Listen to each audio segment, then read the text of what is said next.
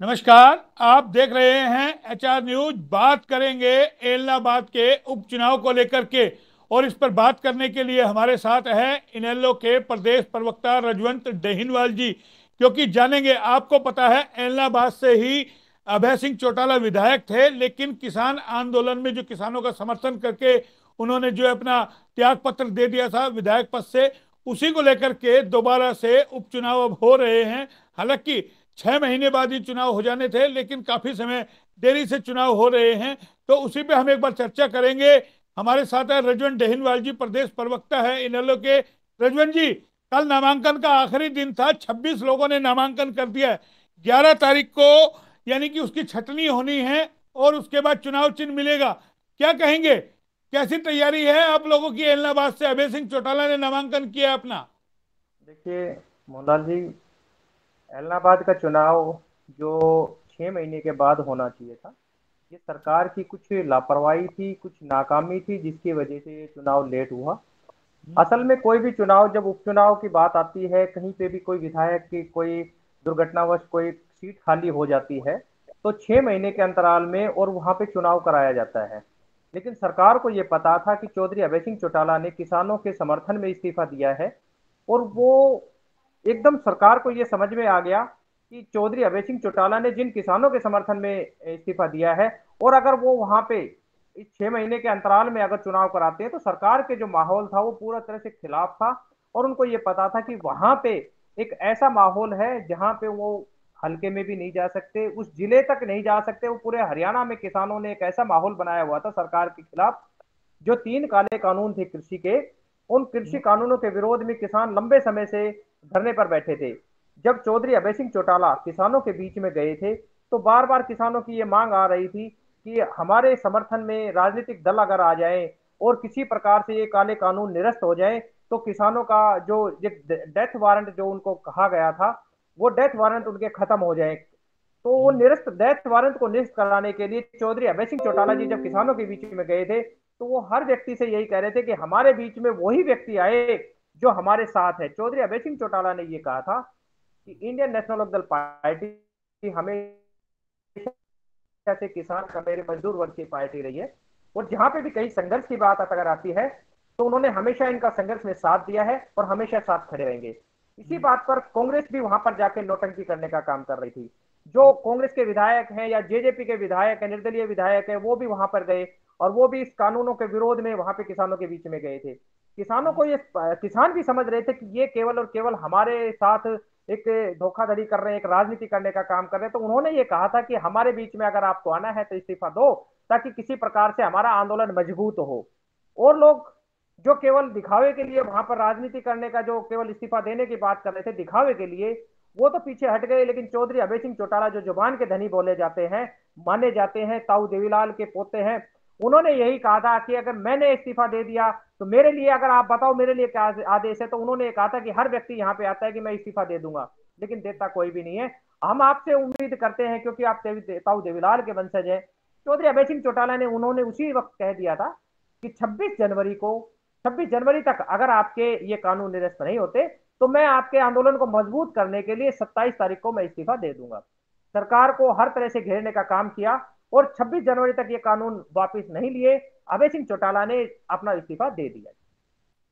लेकिन अब सवाल ये उठता है ना, आपने इस्तीफा दिया, तमाम जो चर्चा राजनीतिक गलियारों के अंदर है कि फिर आप ही चुनाव लड़ रहे हैं।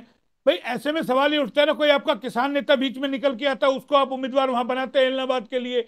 अब आप फिर दोबारा से विधायक बन जाएंगे, स्थिति फिर वहीं आकर के अटक जाएगी कि भाई मोना आप मोना विधायक जी, बन मैं गए, फिर आपको किसानों के, अभी किसान आंदोलन खत्म थोड़ा ही ना हुआ है, ये बताइए किसानों की मोना मांग जी, कहाँ मैं पूरी हुई? आपको बीच में जो बात बोल चुका हूं, शायद आपने उसमें ध्यान नहीं दिया।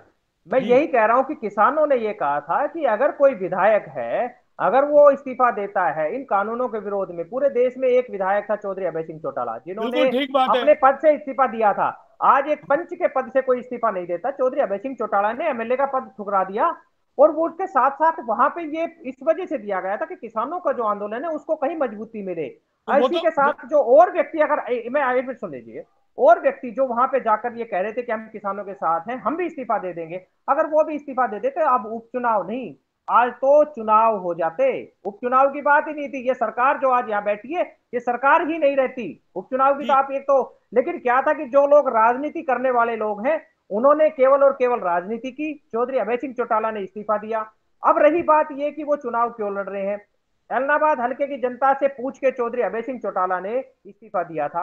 एलनाबाद गांव गांव में जाकर चौधरी अभय सिंह चौटाला ने कहा था कि भाई मेरे को किसान संगठन ये कह रहे हैं कि आप इस्तीफा दो, आप बताओ, आप लोगों ने मुझे वोट दिया है, एलनाबाद की जनता ने मेरे को वोट दिया है, तो सबसे पहले दायित्व तो उनका बनता है कि मैं अपने अपने वोटरों से पूछूं।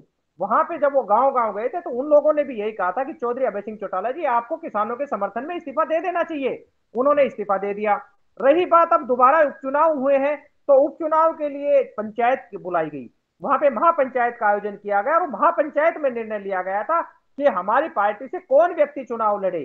तो वो चुनाव के लिए वहां पे करण अर्जुन या जो भी कोई पार्टी के वर्कर के बारे में, जिसके बारे में भी वो नाम लेते, वो उनको मंजूर था। पंचायत ने यही कहा था कि इस चुनाव के लिए चौधरी अभय सिंह चौटाला ही उपयुक्त व्यक्ति है, तो उन्हें चुनाव लड़ना चाहिए। और अभय सिंह चौटाला ने यह कहा था कि पंचायत का आदेश सर माथे, और मैं जैसे पंचायत आदेश देती है मैं उनका आदेश की पालना करूंगा। नहीं उन्होंने वो चुनाव के ठीक है, लिए फार्म भर दिया। वो बिल्कुल ठीक है, लेकिन आप 25 तारीख को जो शहीदी दिवस आपने मनाया है जींद में, जी उसके बाद आप ज्यादा जो भीड़ वहां उमड़ा, जो जन सैलाब जो उमड़ा, तो उसके बाद ज्यादा गदगद आप नजर आ रहे हैं।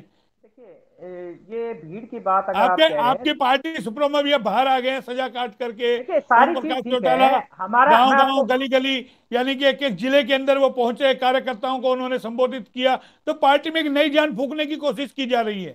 देखिए मोहनलाल जी, हमारे जो ताऊ देवीलाल का जो जन्मदिन है 25 सितंबर को भी मनाया जाता है, और कई बार परिस्थिति ऐसी हो जाती है कि 1 नवंबर हरियाणा दिवस के रूप में भी ताऊ देवीलाल का जन्मदिन मनाया जाता है। जी।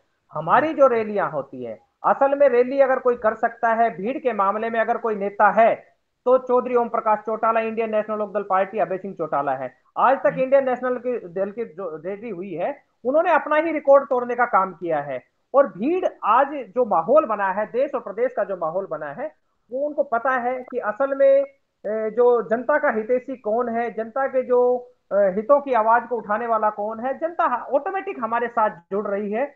और इसी वजह से वहां पे जो चौधरी ओम प्रकाश चौटाला जी जेल से बाहर आए हैं, तो उनके आने से भी पार्टी को मजबूती मिली है। पुराने वर्कर जो हमारे साथ जो छोड़कर, भूल कर, किसी भटकाव में आकर, किसी के बहकाव में आकर किसी दूसरे दलों में चले गए थे, अब दिन प्रतिदिन रोज की किसी न किसी संख्या में वो हमारे पास वापस हमारी पार्टी में आस्था लेकिन जता रहे हैं। लेकिन लेकिन हम देख रहे हैं जहां जहां चौटाला साहब जा रहे हैं, बीजेपी पे जम के निशाना साध रहे हैं, कांग्रेस को कहीं ना कहीं सॉफ्ट कॉर्नर उन्होंने किया हुआ है। क्या लगता है, हर बार आप बीजेपी के साथ रह करके आपने सरकार बनाई, और अब आप बीजेपी को क्या आगे जो 2024 में चुनाव आएगा, इस बात की क्या गारंटी आप बीजेपी से गठबंधन नहीं करेंगे? लगातार आपका मोहनलाल जी, गठबंधन होता मैं रहा है। मैं आपको मैं बता देता हूं आपको। आपने ये बात गलत कही है कि हम कांग्रेस के प्रति सॉफ्ट कॉर्नर रखते हैं। मैं आपको एक चीज कहता हूं, चौधरी नहीं, अभय सिंह तीसरे मोर्चे चौटाला की ने बात कर रहे हैं ना तीसरे चौटाला मोर्चे की साहब, बात तीसरे। कही है। हमने हाँ, हमने तो मैं वही कह हमने रहा हूँ। बीजेपी को हर जगह घेरने का काम किया है। उसके साथ ही कांग्रेस की जो नाकामी है, हमने उनको भी उजागर करने का काम किया है। जैसे कि हम अभी कह रहे हैं कि 6 महीने के अंतराल में चुनाव है, होने चाहिए थे, और बीजेपी और कांग्रेस जो एक दूसरे के, कहीं एक सिक्के के दो पहलू बने हुए हैं। और 6 महीने के अंतराल में बीजेपी से कभी भी कांग्रेस ने इस उपचुनाव के बारे में कोई मांग नहीं की कि उपचुनाव होने चाहिए 6 महीने के अंतराल में। क्यों? क्योंकि कांग्रेस को भी पता था कि वहां पे हमारा कोई अस्तित्व नहीं है। यही भारतीय जनता पार्टी को पता था कि हमारा वहां पे कोई अस्तित्व नहीं है। आज आप देख नहीं रहे कि कांग्रेस ने वहां पे उम्मीदवार किसको बनाया है, जो 4 दिन पहले बीजेपी छोड़ के आया है। और बीजेपी ने उम्मीदवार किसको बनाया है, जो उनकी पार्टी का था ही नहीं, जो 2 दिन पहले उनकी पार्टी में शामिल हुआ है। बीजेपी और जेजेपी दोनों अपना जनाधार खो चुके हैं। वो ये सोच रहे थे कि हम ये टोपी किसके सिर पर रखें ताकि हमारी फजीयत होने से बच सके। लेकिन उनको ये नहीं पता, जब हार अगर गोपाल कांडा की होती है, गोविंद कांडा की होती है, तो भी उनकी हुई। और अगर बीजेपी जेजेपी का कोई उम्मीदवार जो सामने आने की बात ही नहीं कर रहा था, एक तरफ तो वो कह रहे हैं कि हमारे इतने उम्मीदवार चुनाव लड़ने के इच्छुक थे। अगर चुनाव लड़ने के इच्छुक उम्मीदवार थे तो आप अपनी पार्टी के वर्करों पर भरोसा जताते। आप एक भारी उम्मीदवार को लेके आ रहे हैं और फिर कह रहे हैं कि ये हमारा चुनाव जीतने का काम करेगा। वही गोविंद कांडा, गोपाल कांडा, जिसको कटघरे में खड़े करने का काम जब कांग्रेस राज में था, तो कटघरे में खड़ा करने का काम बीजेपी ने किया था, उसके लिए न्याय मांगने के लिए कहा था गीतिका हम शर्मिंदा है तेरे कातिल अभी जिंदा है। ये उन्हीं के ही डायलॉग हैं, ये उन्हीं के ही नारे हैं। और आज वो गीतिका कहाँ गई, वो गोपाल कांडा कहाँ गए? क्या वो दूध से धुले हो गए? क्या वो गंगा नहाए पवित्र हो गए? तो भारतीय जनता पार्टी को उसका असली चेहरा वहां के वोटर भी जान चुके हैं, हरियाणा प्रदेश की जनता भी जान चुकी है। रही बात कांग्रेस की, कांग्रेस ने अपने पुराने कार्यकर्ताओं पर उम्मीद नहीं जताई, भरोसा नहीं जताया, और उन्होंने पवन बेनीवाल को टिकट दे दिया। पवन बेनीवाल की टिकट से जहां पे उनके चाचा भरत बेनीवाल जो उससे पहले दावेदार रहते थे वो नाराज हैं, तो आप ये सोच के देखिए उस पर किस प्रकार से जनता वहां पे उम्मीद जताएगी, जनता उसका किस विश्वास में उनके साथ जाएगी। तो यहाँ पे बीजेपी और कांग्रेस दोनों की जमानत जब्त होना तय है। नहीं, लेकिन एक और सवाल उठता है ना, आप ही के इनेलो से टूट करके जेजेपी बनी, वो भी बीजेपी की बुराई करती थी, ये होगा वो होगा, बीजेपी ऐसी पार्टी नहीं है। लेकिन जब चुनाव हुए और 10 सीटें आ गई, वो बीजेपी के साथ जाकर के उन्होंने सरकार बना ली है। तो वो भी देखिए, देवीलाल के पुत्र ना, होते हैं ये वो भी तो। लेकिन देखिए, आप देखें ना, पांचों उंगलियां बराबर सत्ता की नहीं होती। भाई, सत्ता की लालसा तो कहीं भी ले जाएगी। आप कभी कल को अगर इस तरीके से सीट आ गई, इस तरीके के समीकरण बन गए, तो क्या गारंटी आप बीजेपी के साथ नहीं जाएंगे, ये बताओ ना। मोहनलाल जी, मोहनलाल जी, इससे पहले जब भी इंडियन नेशनल लोकदल की सरकार रही है, तो भारतीय जनता पार्टी वहां पे उनके पिछलग्गू बन के रही है। हम कभी भी पिछलग्गू बन के नहीं रहे, आप इस चीज को ध्यान दीजिए। भारतीय हाँ, जनता पार्टी को हमने पिछलग्गू बनाया था। तो आज जो जिन वो तो अब व्यक्तियों भी के बारे पीछे में, लगू है, वो तो 10 सीट के सारे सत्ता तो में है। हाँ, आज जेजेपी जो सत्ता के लालची लोग हैं पिछलग्गू बनने का काम वो देखिए करते ना, हैं। इंडियन नेशनल दल किसी का, किसानों को लेकर के दुष्यंत की एक जवाब नहीं आता, जो कल तक किसानों के गुणगान गाते थे, तो मैं चुनाव वही से चीज पहले कह रहा हूँ ना, 2019 ये से चीज तो पहले दुष्यंत चौटाला किसानों से की बात पूछना करते थे। चाहिए था। आज 3 कृषि बिलों को लेकर के उनका कोई जवाब नहीं आ रहा, कोई मत नहीं है। दिग्विजय ये चौटाला आए, ये उनसे ये पूछा, जो सवाल बोला, आप मेरे से पूछ रहे हैं, मैं ये वही दुष्यंत वही चौटाला कह जी रहा से हूँ ना पूछना भाई। था कि भाई दुष्यंत जनता चौटाला जी, कैसे आप यकीन करे? किसानों की बात को लेकर आप उनके साथ आए थे बीजेपी को, आप भाई गंगा जनता जमुना कैसे पार यकीन करने की करे? बात कह अरे रहे थे, और आज आप राजनेताओं उनकी पे, गोदी में सवार हो भाई गए। सवाल ये ना, राजनीति पार्टियों पे कैसे यकीन करे जनता? लखीमपुर खीरी की घटना आपके सामने है। जी, देखिए क्या असर पड़ेगा लखीमपुर खीरी की घटना का उपचुनाव में, इलाहाबाद में पड़ेगा। देखिए, इलाहाबाद में नहीं, पूरे देश प्रदेश में इसका फर्क पड़ेगा। जिस प्रकार से भारतीय जनता पार्टी का जो किसान विरोधी चेहरा सामने आ रहा है, यहाँ पे इलाहाबाद का चुनाव भी चौधरी अभय सिंह चौटाला जी ने कहा है कि ये चुनाव किसानों का चुनाव है, अभय सिंह चौटाला का चुनाव नहीं है। मैंने किसानों के हित में, उनके समर्थन में ये इस्तीफा दिया था, और उसी के समर्थन में आज मैं किसानों की आवाज उठाने के लिए मैं विधानसभा से इस्तीफा दिया था, आज दोबारा चुनाव लड़ रहा हूं। तो ये हाँ, किसानों की लड़ाई लड़ने के लिए मैं आगे आया हूं। ये चुनाव अगर जीतता है तो किसान जीतेगा, चौधरी अभय सिंह चौटाला का तो सिर्फ नाम रहेगा। लेकिन प्रदेश के मुद्दों को लेकर के तो आप सड़कों पे उतरते नहीं हो। आप अखबार में और खाली डिबेट के अंदर बयानबाजी आप लोग करते हो। भाई अब आज कितना, देखिए डीजल पेट्रोल को लेकर के कोई एक धरना आपका बताइए, रेवाड़ी में आप लोगों ने किया हो, कोई ज्ञापन आपने मैं सौंपा हो, कोई अभी बता प्रदर्शन देता हूँ। आपने किया हो। इससे पहले सड़कें इससे बन रही है, भ्रष्टाचार घोटाला। कल एक खबर आई, बोला जय रिश्वत मांग रहा है, बताइए डीजल चाहिए, पेट्रोल चाहिए, गाड़ी उसके बिना नहीं चलती। ये आपने तो तमाम मुद्दों को आपने लेकर तो के आप क्यों आपने नहीं तो घेरते? खाली एक जेई की बात कही है। ऐसा कौन सा अधिकारी है जो भ्रष्टाचार के आरोप जिस पर ना लगे हो? अगर किसी भी अधिकारी के ऊपर आरोप लगाते हैं तो ये भारतीय जनता पार्टी वही है। उस अगर वो बीजेपी का सपोर्टर होता है, वर्कर होता है, तो वो गंगा नहाया हो जाता है, उस पर कोई लेकिन कार्रवाई लेकिन नहीं होती। विपक्ष के वही लोग क्या कर बीजेपी, रहे हैं? आप तो विपक्ष के विपक्ष में लोग, भी तो है ना भाई। नहीं, जब मैं वही चीज कह रहा हूं ना, ये गूंगी बहरी निकम्मी नाकारा सरकार है। किसान किस चीज के लिए रोड पे बैठे हैं? 3 कृषि कानूनों के विरोध में बैठे हैं। मैं आपको मेरी चीज सुन लीजिए। सरकार का दायित्व क्या बनता है कि सरकार के विरोध में कोई भी व्यक्ति अगर धरना प्रदर्शन करता है तो सरकार का भी नैतिक दायित्व बनता है कि उनकी बात को सुने और उसका समाधान करे। 10 महीने से ज्यादा हो गए किसान उनकी बातों को सुनने, किसान धरने पर बैठे हैं। क्या सरकार उनकी बात को सुन रही है? नहीं सुन रही। जनता का जब मौका आएगा तो वो वोट की चोट से और इस बीजेपी की निकम्मे और नकारा सरकार को बाहर करने का काम करेगा। रही बात हमारी, अगर आप कह रहे हो, तो समय समय पे हमने धरने भी दिए हैं, प्रदर्शन भी किया, हमने किसानों की भी आवाज को उठाया, हमने डीजल पेट्रोल पे हमने ज्ञापन भी दिया था। लेकिन आप ये चाह रहे हैं कि रोज ही अगर हम वहां पर सड़कों पर खड़े रहेंगे तो मुद्दे बहुत हैं, जनता के साथ भी हैं। सबसे बड़ी बात ये आती है कि जनता को भी राजनीतिक पार्टियों के साथ लगना होगा। अगर जनता ये सोचे कि हमारा काम राजनीतिक पार्टी करे, तो उसके साथ अगर जनता भी साथ आए, जुटे, तो उस पर और असर पड़ता है। लेकिन आज जो आदमी आंदोलन करता है तो कहीं ना कहीं ऐसी कमी सरकार उसको आंदोलन जीवी कह देती है, उसको बदनाम करने का काम किया जाता है। इंडियन नेशनल लोकदल पार्टी हर व्यक्ति का संघर्ष का जो काम कर रहा है उसके साथ रहने का काम करता है। चाहे हमने किसानों के मुद्दे पर टोल पर जाने का काम किया, चाहे हमने जयसिंहपुर खेड़ा बॉर्डर पर जाने का काम किया, हम हमेशा से साथ रहे किसानों के साथ रहे हैं। लेकिन देखिए कई सारे मुद्दे हैं, दिल्ली रोड पर फ्लाईओवर के नीचे एक छोटा सा टुकड़ा किस तरीके से वह टूटा पड़ा है और उसको लेकर के आप लोग कभी नहीं आए। विधायक चिरंजीव रवा पहुंचे, वह पौधारोपण किया, लगातार दो दो तीन तीन बार वहां पर जाकर के जगाने की कोशिश की। नहीं, सवाल ही उठता ना, रेवाड़ी में देखिए सड़कें बन रही है, उसको लेकर के बजाजा बाजार में कैप्टन अजीत सिंह यादव पहुंचते, सड़क रुकती है, वहां भ्रष्टाचार का मामला सामने आता है कि सड़क पास क्या हुई थी, बनाई क्या जा रही है। तो तमाम मुद्दे आप क्यों नहीं गली मोहल्लों के अंदर निकलते, क्योंकि आगे 2024 में चुनाव है और आपको पार्टी को दोबारा से नए सिरे से मथना है, खड़ा करना है एक तरीके से। तो आपको नहीं लगता अब आपको सड़कों पे उतरने की भी जरूरत है? देखिए मोहनलाल जी, आज जो जनता की जो जरूरत है, असल में जो तीन कृषि कानून है, असल में जनता की सबसे बड़ी जरूरत ये है। ये जो अरे रोड के जनता को मुद्दे हैं, आप एक कृषि के मैं अलावा मैं देखिए डीजल मैं पेट्रोल एलपीजी मैं गैस अभी पे आपको पटल पे एक पड़ मिनट में गए। क्लियर कर देता हूं, मैं क्लियर कर देता हूं। ये जो डीजल पेट्रोल है ये भी आम जनता से जुड़े हुए हैं, और जहां पे भी अगर हम कृषि कानूनों की बात करते हैं तो हम डीजल पेट्रोल की भी बात करते हैं। लेकिन जो सड़क का मुद्दा है, जब केंद्रीय मंत्री ने ये कह दिया था कि एक सप्ताह के अंदर सारे रोड दुरुस्त हो जाएंगे, तो जो सत्ता के अंदर जो बैठे लोग हैं वही इस काम को नहीं करा पा रहे, खुद इस चीज को भी अपनी गलती को स्वीकार कर रहे हैं कि एक एक सप्ताह का समय उन्होंने मांगा था, आप लोगों से भी मांगा था, मीडिया के सामने भी उन्होंने कहा था, अरे क्या मीडिया में भी मांगा था बयान आया, उनको तो, तो उनको क्या तो वो विफल नहीं है? क्या अरे आप उनको एक तो मिनट आगे राष्ट्रीय राष्ट्रीय कार्यकारिणी से बाहर कर दिया। आप बताइए, कमाल कर रहे हो। मतलब जब बीजेपी को आगे जरूरत समय थी तो देखिए। राव इंद्रजीत चाहिए थे। आज जब राव इंद्रजीत ने 23 सितंबर को रैली करी और कुछ थोड़ा सा बोला तो उनको मंत्रिमंडल से भी उससे भी बाहर निकाल दिया, कार्यकारिणी से, राष्ट्रीय राव इंद्रजीत कार्यकारिणी सिंह से। जी, राव साहब अगर इस इलाके के तो एमपी आप हैं, लंबे समय से रहे हैं, अगर वो जनता के हित के काम करते तो यहाँ की जनता उनके पूरी तरह से साथ होती। ठीक है, उनका एक अपना जनाधार है, कुछ लोग उनके साथ आते हैं और उनकी जय बोलते हैं, लेकिन राव साहब को भी अगर यहाँ पे निश्चित तौर पे जो जनता की जो समस्याएं हैं, मूलभूत समस्याएं हैं, उनको लेकर अगर काम करते, जिस प्रकार से कह रहे हैं कि एक हफ्ते के अंदर उन्होंने कहा था कि एक सप्ताह के अंदर ये रोड का काम दुरुस्त हो जाएगा, आप बाजारों में जाके देखिए क्या वो काम हुआ? अगर नहीं हुआ तो क्या मान के चले कि क्या राव साहब कमजोर है, या अधिकारी या प्रशासन उनकी सुन नहीं रहा, या नहीं, सरकार में उनकी चल नहीं रही? दीपावली के त्योहार पे आप सड़क बनाने निकले हो।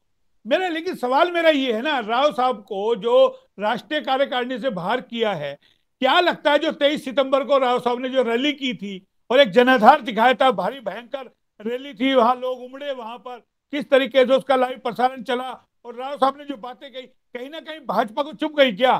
देखिए, अगर आप उसको रैली कह के भाई कह रहे देखिए, हैं, आप उसको एक रैली कह वरुण रहे गांधी हैं। को बाहर निकालते हैं, मेनका गांधी को बाहर निकालते हैं, चौधरी बीरेंद्र सिंह को बाहर निकालते हैं और राव इंद्रजीत को बाहर निकालते हैं, भूपेंद्र यादव को यानी कि राष्ट्रीय कार्यकारिणी में शामिल करते हैं। तो किस तरीके से आप देखते हैं जी विपक्ष? ये एक्चुअल में तो ये बीजेपी का इंटरनल मैटर है, वो किसको अंदर रखें किसको बाहर इंटरनल करें। है, लेकिन आपके नहीं इलाके नहीं के नहीं, सांसद एक है चीज, वो। एक एक कैसी ये बात कर रहे हो, आप मैं रेवाड़ी में रहते हो, वही रेवाड़ी से मैं वही राम चीज मैं निवास बता से रहा वो हूँ ना, आते ये हैं। बीजेपी का इंटरनल मैटर है कि वो किस व्यक्ति को वहां पे रखे, जिस व्यक्ति से उनको फायदा होना होता है उसको आप अंदर रखेंगे, जिस व्यक्ति से उनको नुकसान होना होता है उसको नुकसान, वो उसको हाँ तो बाहर ये कर कहिए देते। ना भाई, मतलब ये निकल गए ठीक तो नहीं, ये पहचानते नहीं।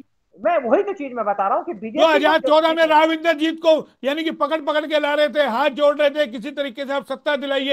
ये राव इंद्रजीत की बदौलत ही तो सत्ता मिली थी ना दक्षिण हरियाणा में, इतने सारे आप विधायक जो जीत के आए आप थे। एक व्यक्ति विशेष पर इस इलाके को क्यों कह रहे हैं कि एक व्यक्ति मैं, विशेष की अरे वजह कहना से नहीं इस है, इलाके जनाधार में, तो है, ये तो हम क्या मानेंगे राव इसका इंद्रजीत मतलब का। आप एक व्यक्ति का नाम लेके इस नहीं जनता, मैं, इस इलाके की जनता एक को आप एक जनाधार इस तो है ना जनता राव उसका इंद्रजीत अपमान का। करने का काम कर रहे हैं। इलाके की जनता ने वोट दिया है, इलाके की हाँ, जनता ने वोट दिया था, किसी व्यक्ति के नाम से नहीं दिया था।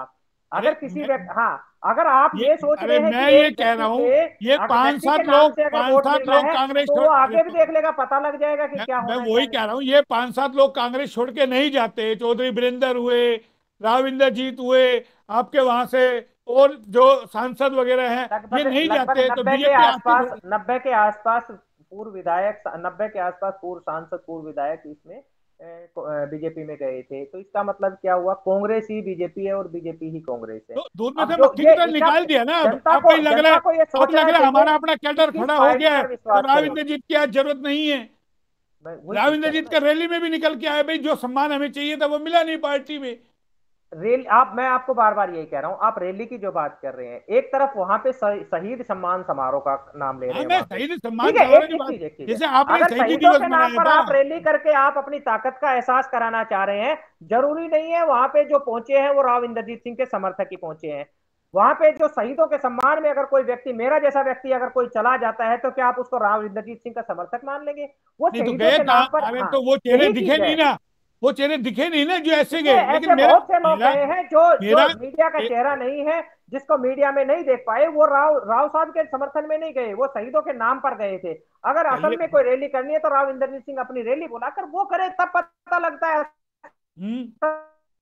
चलिए, असल अब में सवाल, जनाधार क्या होता अब है। अब मेरा, हाँ, जनाधार तो है, ये तो मानना पड़ेगा आपको कि राव इंद्रजीत का आप खुद कह चुके जनाधार तो है। लेकिन वो नहीं, मैं आगे वही चीज कह रहा हूँ 2024 ना। में क्या काम आएगा, वो देखने वाली बात होगी। राव इंद्रजीत सिंह 24 तक रहेंगे बीजेपी में या नहीं रहेंगे, पार्टी बदलेंगे, साम मंच खड़ा होगा, वो तो ये भविष्य के इलाके गर्भ ने में है ना। इलाके ने ताकत दी, इस इलाके ने जिस व्यक्ति को ताकत दी, उस व्यक्ति को भी ये सोचना चाहिए था कि इस इलाके को भी मैं मजबूत करूं, चाहे आर्थिक रूप से, चाहे किसी भी तरह से। यहाँ पे अगर हमारी कोई बड़ी परियोजनाएं अगर आ जाती, तो शायद ये इलाका कहीं ना कहीं मजबूत होता। बड़ी लेकिन इस परियोजना इलाके तो ने जब लाए हैं व्यक्ति ना, को पूरी एम्स मजबूती लेकर दी, के आए हैं यहाँ लेकिन इस पे। वला के, सर देखिए ना, 2015 की जो अनाउंसमेंट है वो आज 2021 है, एक ईंट तक नहीं लगी, आप कह रहे हो कि परियोजना आ गई। तो एक भाई ईंट अभी तक नहीं करोड़ों लगी रुपए, है, अभी एक अभी ईंट बोला तक नहीं करोड़ों लगी है। रुपए, जमीन एक्वायर का करोड़ों क्या रुपए सड़कों मुआवजा के उन लिए आए किसानों को हैं। मिल चुका है? आप मतलब इस तरह की कोई भी परियोजना तब मानी जाती है जब वो निश्चित समय चलिए, निर्धारित अब किया जाए सवाल ये उठता है ना, और उस एलनाबाद में समय के आप चुनाव दौरान आ में जा जाए। रहे हैं, एलनाबाद के उपचुनाव में आप जा रहे हैं, मुद्दे क्या होंगे? वहां पे कितना जीत को लेकर सुनिश्चित है आप कि देखिए, राव, के भाई वहां की जनता, एलनाबाद की जनता चौधरी अभय सिंह चौटाला को जिता करके चुनाव में भेजेगी? क्योंकि टक्कर काफी वहां तगड़ी है, कांग्रेस का भी उम्मीदवार है, बीजेपी का भी उम्मीदवार है, मैं आपको वही और चीज बता यानी कि 25 उम्मीदवार है, यानी कि टोटल जो 26 उम्मीदवार है वहां पर चुनाव लड़ रहे हैं। नामांकन की जो है वापसी की तारीख 11 अक्टूबर है, और उसके बाद 13 तारीख को आपको चुनाव चिन्ह भी मिल जाएगा। देखिए मोहनलाल जी, वहां की अगर बात करें तो वहां पे मुद्दे नहीं, चौधरी अभय सिंह चौटाला का नाम चलता है वहां पे। उस इलाके में किसानों की जो समस्याओं का जो एक इस उस इलाके में, उस इलाके में ही नहीं, पूरे हरियाणा में एक चीज का आता है, पूरे देश में एक चीज आता है कि किसानों के लिए अगर किसी ने इस्तीफा दिया तो चौधरी अभय सिंह चौटाला जी है। कांग्रेस वहां पर एक तरफ तो ये कह रही है कि हम किसानों के साथ हैं, और दूसरी तरफ चौधरी अभय सिंह चौटाला के सामने किसानों ने जो पंचायत करके, हल्के के लोगों ने पंचायत करके जिस व्यक्ति को उम्मीदवार बनाया, मेरा नहीं, उसके मेरा खिलाफ सवाल गौर मत अपना कीजिए ना, उम्मीदवार खड़ा कर मेरे दिया, सवाल अपना ये आपके उम्मीदवार पास, खड़ा कर दिया। सवाल ये मुद्दे क्या होंगे? वो वही चीज मैं क्या आपको बता रहा हूँ ना, क्या मुद्दे महंगाई वही चीज मुद्दा है। होगा? क्या हमारा किसानों के हमारा बिल मुद्दा मुद्दे किसानों होंगे? के वहां पे कृषि का मुद्दा ही अहम होगा, वहां पे किसानों का मुद्दा ही अहम होगा। विकास की जो बात करें तो सरकार ताजा ने, ये लखीमपुर खीरी का मुद्दा नहीं है, गाड़ी चढ़ा दी जाती है, गृह राज्य मंत्री का बेटा गाड़ी चढ़ा देता है, आरोपी है उस मामले में, क्या वो उसकी किसानों से जुड़ा गिरफ्तारी हुआ नहीं हो मुद्दा रही, नहीं है? मोहनलाल जी, गृह क्या वो राज्य किसानों मंत्री से जुड़ा इस्तीफा हुआ नहीं मुद्दा दे नहीं रहे है? मैं वही लखीमपुर कह रहा हूँ, खीरी क्या का। वो किसानों से जुड़ा हुआ मुद्दा तो मैं नहीं है वही कह रहा लखीमपुर हूँ ना, खीरी ये का मुद्दे, मुद्दा? ये तो ये मुद्दे, किसान, ये मैंने मुद्दे, आपको क्या बताया कि मुद्दे सारे ही वही रहेंगे, किसानों से जुड़े हुए होंगे। चाहे डीजल पेट्रोल का मुद्दा अगर रहेगा तो वो भी किसानों से जुड़ा हुआ है, किसान भी आम आदमी है, और आम आदमी को भी डीजल पेट्रोल की उतनी जरूरत होती है जितनी किसानों को जरूरत होती है। तो ये मुद्दे वही रहेंगे, बेसिक जो मुद्दे हमारे वही रहेंगे, क्योंकि ये सरकार किसानों के क्या, किसी भी व्यक्ति को खुश करने में नाकाम रही है। बेसिक जो फॉर्मेलिटीज पूरी करते हैं, जो मूलभूत सुविधाएं देने में भी असफल रही ये सरकार है। और आज ये एक तरफ तो ये कहती है, मैं आपको एक चीज बता देता हूँ, जींद का उपचुनाव हुआ, जींद के उपचुनाव में इस सरकार ने क्या वायदे किए थे जींद की जनता से, बड़ौदा की जनता से क्या वायदे किए थे, और आज एलनाबाद की जनता से क्या वायदे कर रही है। अगर इन्होंने पीछे उपचुनाव में जो वायदे पूरे कराए हैं, हरियाणा में चुनाव हुए तब ये क्या मुद्दे लेके आई थी? एक भी कोई मुद्दा बता दीजिए इन्होंने अपना पूरा किया, वायदा पूरा किया। लेकिन ये तो झूठ की राजनीति करने वाले लोग हैं। इन्होंने गोविंद कांडा, गोपाल कांडा जो मिला है, वो उनके सिर पर हार का ठीकरा उनके सिर पर फोड़ देंगे। बाकी इससे अलावा कुछ नहीं है। बीजेपी और जेजेपी इस चुनाव को लड़ने में एक दूसरे से पीछे हटती नजर आई। चलिए, मेरा मेरा एक अंतिम सवाल और है, जानकारी मिल रही है रेवाड़ी से भी आप एक बड़ी टीम तैयार कर रहे हैं जो 13 तारीख के बाद वहां पर जाएगी, एलनाबाद रहेगी, बाकायदा चुनाव के अंदर जो है चुनाव प्रचार वहां पे करेगी, लोगों को नीतियां बताएगी। तो क्या ऐसी क्या तैयारी है आपकी रेवाड़ी से देखिए, जाने? हमारी हमारी जिले की ड्यूटी लगी है, चौधरी अभय सिंह चौटाला ने हमारे जिले के वरिष्ठ कार्यकर्ता, ये सक्रिय कार्यकर्ताओं की जिम्मेदारी निर्धारित की है, और वो एलनाबाद हल्के में जाकर समय समय पर जाकर अपने यहाँ पे पार्टी की जो प्रचार का काम करेंगे, चौधरी अभय सिंह चौटाला के लिए वहां पर वोट भी मांगेंगे। तो वो उनकी हमारी जिम्मेदारी फिक्स कर दी है और हम वहां पर जाकर एलनाबाद में अपना चुनाव प्रचार करेंगे। चौधरी अभय सिंह चौटाला निश्चित तौर पर भारी संख्या में वोट लेकर वहां पे जीतेंगे। और और अगर अगर बीजेपी और जेजेपी की जमानत जब्त निश्चित तौर पर होनी है। कहीं उल्टा तो नहीं हो जाएगा? असंभव होता है ये चीज। इस अच्छा, चीज इसको के बारे में असंभव। इस चीज की जो आप बात कर रहे हैं, वहां पर मैं आपको वही कह रहा हूं कि अभय सिंह चौटाला के सामने जब कोई उम्मीदवार नहीं आ रहा था, उधार के मांग के तो आप उम्मीदवार लेके सामने आए वाले को हैं। कमजोर क्यों समझते हैं? वोट मैं तो आप जनता को करना है ना, वोट तो जनता को वो करना है, आप सामने वाले को क्यों मैं कमजोर आपको क्या समझते बता हैं? रहा हूं, जब कोई पार्टी आती है, जब कोई उधार का कैंडिडेट लेके आता है, तो अपने आप पता लग जाता है कि उनका खुद का वजूद क्या है, उनका जनाधार क्या है। चलिए, उस एक इलाके अंतिम की सवाल, जनता को भी एक और पता है। अंतिम सवाल आपसे कर लेता हूं, क्योंकि जरूरी आ गया जहन में वो सवाल। चौटाला साहब जहां भी जा रहे हैं, तीसरे मोर्चे की बात कर रहे हैं, कहां तक पहुंचा है तीसरे मोर्चे का मामला? देखिए, चौधरी ओम प्रकाश चौटाला जी पार्टी के हमारे सुप्रीमो है, वरिष्ठ नेता है, पूरे देश में उनकी एक अलग पहचान है। उन्होंने ही ये कहा था कि बीजेपी और कांग्रेस दोनों एक सिक्के के दो पहलू हैं। जो बीजेपी जो काम जिस प्रकार से कोई भी काम करती है, बीजेपी जिस किसी काम के लिए कहती है कि हम ये काम करेंगे, कांग्रेस ये कहती है कि हम ये काम नहीं करेंगे, और बाद में आने के बाद वो जनता का नहीं, वो सिर्फ निजी स्वार्थ देखते हैं। चौधरी ओम प्रकाश चौटाला ने कहा था कि हम एक ऐसी सरकार बनाना चाहते हैं, एक ऐसे मोर्चे का गठन करना चाहते हैं जो आम जनता की समस्याओं को सुनकर उनका समाधान करने का काम करे। वो काम तीसरा मोर्चा कर सकता है। तीसरे मोर्चे के बड़े नेताओं से इस मामले में वार्तालाप भी हुई थी, बातचीत भी चल रही है। आगे जो कोई बात आएगी तो वो हम आपको इस चीज के बारे में जरूर जानकारी देंगे, लेकिन तीसरे मोर्चे का जो गठन की जो प्रक्रिया है वो जारी रहेगी। चलिए ठीक है, आप हमारे साथ जुड़े, इलाहाबाद पे बात की, और अभी तो समय, अभी तो चुनाव प्रचार शुरू होगा, चुनाव चिन्ह मिलेंगे 13 तारीख को, अभी तो छटनी का कार्य होगा, और लगातार हम आपसे इस मामले पे अपडेट रहेंगे, इलाहाबाद पर हमारी निगाह बनी रहेगी, आपसे फिर मुखातिब होंगे। फिलहाल आप हमारे साथ जुड़े, इलाहाबाद पे आपने अपनी बात रखी कि अभय सिंह चौटाला चुनाव लड़ेंगे, और हर हाल में चुनाव आपके पक्ष में जाएगा, लेकिन फैसला जनता को करना है। आप हमारे साथ जुड़े, बहुत बहुत धन्यवाद। फिर आएंगे किसी नए टॉपिक पे, तब तक के लिए धन्यवाद। नमस्कार।